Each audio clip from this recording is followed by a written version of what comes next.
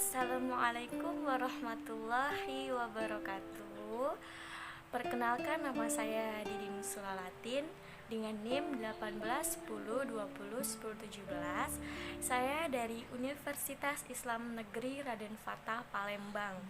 Nah, kali ini saya akan membuat video media pembelajaran untuk adik-adik yang sekarang lagi di rumah aja dengan adanya wabah penyakit COVID-19 ini, buat adik-adik. Baiklah, di sini kakak akan menjelaskan materi tentang bunyi dan sumber bunyi. Nah, adik-adik, ternyata energi bunyi itu memiliki sifat-sifat. Nah, sifatnya ada 3. Yang pertama, bunyi itu merupakan gelombang longitudinal. Apa sih kak gelombang longitudinal itu? Gelombang longitudinal adalah gelombang yang arah hambatannya atau rambatannya itu searah. Jadi dia nggak berlawan arah. Misalnya ada orang yang lagi main gitar, itu kan dia dipetik. Nah, jadi arah rambatannya itu ya searah dengan petikan itu, nggak berlawan arah. Nah, yang kedua, sifat yang kedua, tahu nggak? Kalian tahu nggak kira-kira apa? Apa coba? Nggak tahu ya? Kita jelasin ya. Yang kedua itu adalah gelombang bunyi itu membutuhkan medium atau perantara. Jadi kalau misalnya kita mau dengerin suara ada orang suara seruling nih, jadi kalian harus tiup dulu, harus ada perantaranya dulu, baru kalian bisa mendengar suara atau bunyi dari seruling itu. Lalu yang kedua, kalau misalnya nih kalian mau dengar orang yang lagi main gitar, nah berarti kalian harus minta orang untuk metik dulu gitarnya. Gitar gak akan bisa bunyi, gak akan bisa mengeluarkan suara tanpa ada perantara atau tanpa ada orang yang memainkannya. Lalu sifat yang ketiga, bunyi itu dapat dipantulkan. Apa iya sih kak kalau bunyi itu bisa dipantulkan? Bisa dong. Contohnya nih, kalau misalnya kalian lagi ada dalam gua. Nah, di gua itu kan dia hampa suara. Nah, coba kalian teriak di gua itu, pasti suara kalian itu kepantul, memantul. Jadi kalian bisa mendengar suara kalian sendiri di dalam gua tersebut. Itulah dikatakan mengapa salah satu sifat dari energi bunyi itu adalah dapat dipantulkan. Untuk lebih jelasnya lagi nih, kakak minta kalian untuk memperhatikan lingkungan sekitar kalian dan kalian siapkan bahan-bahan yang akan kakak gunakan untuk mempraktikkan energi bunyi agar kalian bisa lebih paham lagi. Oke? Nih, kak jelasin dulu. Bahan yang pertama, kalian siapin dulu sendok. Nih, sendok ya. Yang kedua yaitu mangkok. Kalian bisa menggunakan mangkok atau piring atau gelas atau apapun lah barang yang bisa yang ada di sekitar kalian. Lalu yang ketiga, apa nih, agak berbahaya sih bahan yang ketiga ini. Kakak ini apa? Ini itu adalah batu. Ini kakak dapat batu dari depan rumah.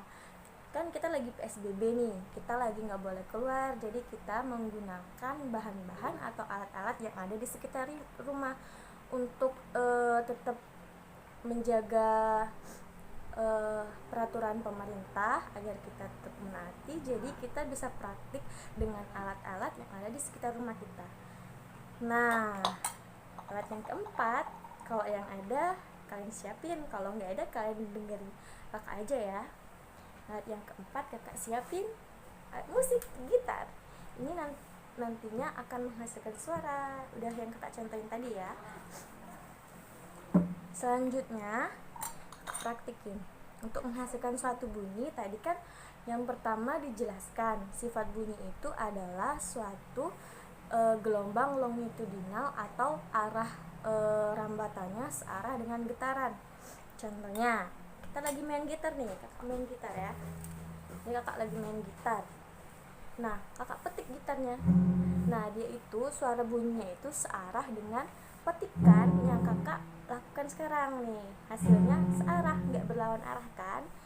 Lalu yang kedua ini, kenapa sih kak harus pakai mangkok dan sendok? Nah, kalian bisa gunakan ini untuk menghasilkan bunyi juga. Jadi kalian mudah aja. Kalian nih kayak gini. Kalian gimana ya? Kalian gesekkan antara sendok dengan mangkok ini bisa menghasilkan suara. Dan ini adalah salah satu dari energi bunyi. Coba nih. Nah, ini adalah salah satu dari hasil energi bunyi dari pantulan benda. Dari benda yang saling dipukul. Lalu batu. Agak aneh ya. Batu juga bisa kalian gunain untuk mantulin sama sendok nih. Pantul sama sendok. Lalu bisa kalian pantulkan sama piring atau mangkok, tapi jangan terlalu keras nanti pecah. Oke, adik-adik. Kak, yang tadi yang benda bisa bisa bergetar atau bersuara itu gimana, Kak? Nih, Kak contohin. Kalian gak usah siapin sih, kalian dekat sama dinding aja. Dinding ya. Nah, kalian pantulin aja nih batu yang tadi udah kakak contohin ya. Kakak contohin. Batu ini kalian pukul di dinding akan menghasilkan suara yang bergema dia. Dapat dipantulkan. Nah, inilah salah satu dari sifat energi, yaitu dapat dipantulkan nih. Nah, ini adalah salah satu sifat benda yang tadi. Nah, adik-adik, kalian sekarang udah tahu kan apa itu energi bunyi, sumber-sumber energi bunyi, dan sifat-sifat energi bunyi. Nah, kakak harap kalian bisa lebih paham lagi, dan setelah ini kalian lebih semangat lagi belajarnya. Belajar di rumah walaupun tanpa ada guru, walaupun kalian gak bisa keluar rumah, kalian bosen, tapi kalian bisa memanfaatkan sekitar rumah kalian untuk tetap kreatif, untuk tetap belajar dengan asik, dan pastinya kalian lebih mudah untuk memahami. Bentar, ada satu lagi yang belum kakak main. Kakak mau main gitar, tapi kalian jangan tutup telinga ya, karena ini sebagai contoh aja dari bunyi tadi. Oke, dengerin ya, dengerin aja. Satu.